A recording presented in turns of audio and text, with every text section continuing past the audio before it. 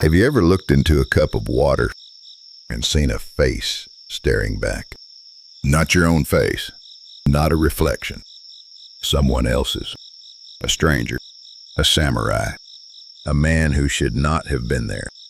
Centuries ago, a traveling warrior stopped at a roadside tea house and asked for a drink. As he lifted the bowl to his lips, he noticed something strange in the water. A face. The face of a young samurai he had never met. The warrior blinked. The face remained. He turned the bowl. The face remained. He looked around him. There was no one there. Most people would have dropped the bowl. Some might have fled. Instead, he drank the water. He swallowed every last drop. And with it, he swallowed the face. Days later, the man from the bowl appeared, alive, angry, and demanding vengeance. What followed was so strange that even the writer who recorded the tale claimed he could not finish it, because before he reached the ending, the same face appeared to him, looking up from a bowl of water, waiting. Tonight, we enter one of Japan's most unsettling supernatural tales. A story of reflections, spirits, and a face that refuses to remain beneath the surface. This is In a Cup of Tea. Chapter 1. The Face in the Water. Long before the rise of the Tokugawa shogunate, during the violent age of warring clans, there lived a samurai whose name has been lost to history. Only his strange encounter remains. One summer afternoon, while traveling alone along a country road, the samurai stopped at a small roadside tea house. The day was unbearably hot. Dust clung to his sandals.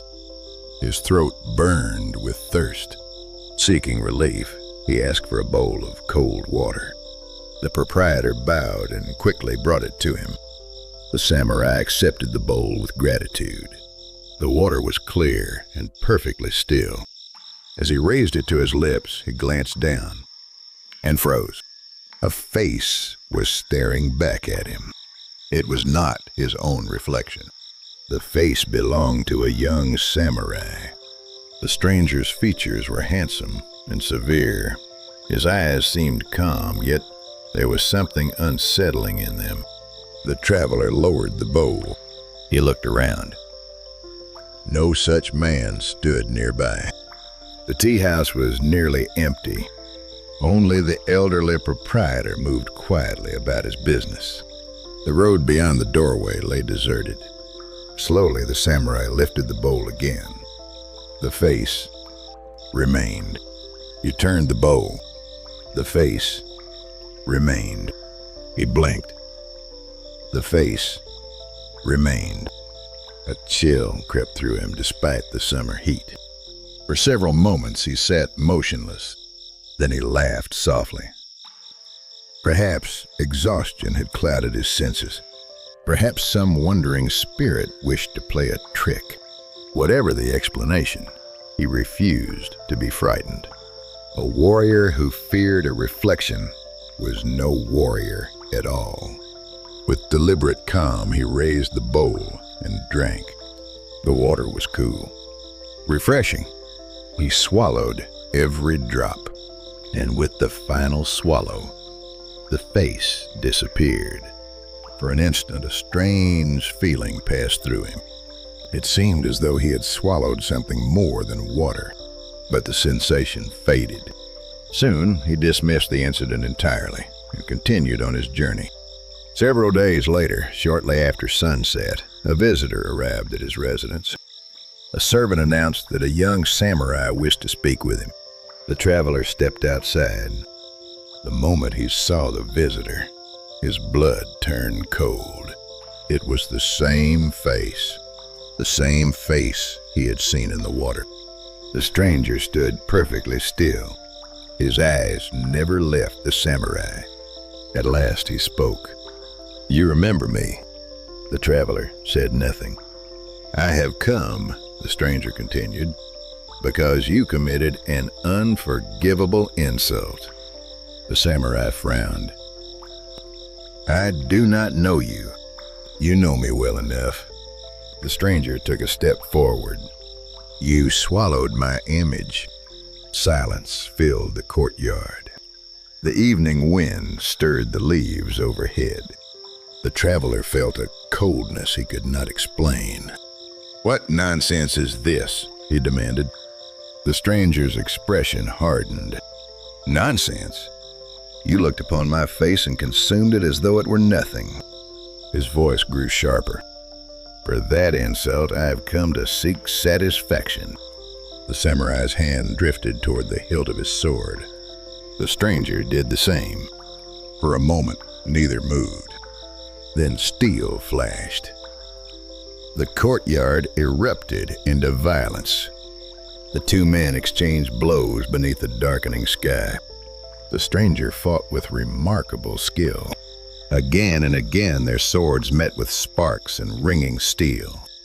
Yet there was something unnatural about him. His movements seemed strangely weightless. His figure appeared almost uncertain in the fading light. At last the traveler gained the advantage. With a powerful strike, he drove his opponent backward.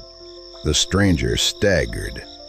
For a brief instant, his form seemed to waver like a reflection disturbed by rippling water. Then he vanished.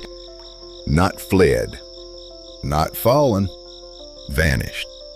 The courtyard stood empty. Only the wind remained. The samurai searched the grounds but found no trace of the mysterious warrior. That night he slept poorly. Before dawn, another disturbance came. 3 armed men appeared at his gate. They claimed to be retainers of the young samurai. Their master, they said, had suffered a grave insult. They had come to avenge him. The traveler demanded to know the name of their lord.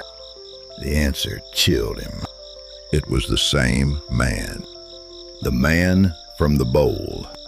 The man who should not have existed. The 3 retainers attacked. The battle that followed was fierce but brief. The samurai fought desperately and managed to drive them away. Yet as they retreated into the darkness, he noticed something deeply disturbing. Like their master, they seemed oddly unreal. Their forms blurred at the edges. Their footsteps made little sound. And when they disappeared into the night, they left no tracks behind. The following morning, the samurai began making inquiries.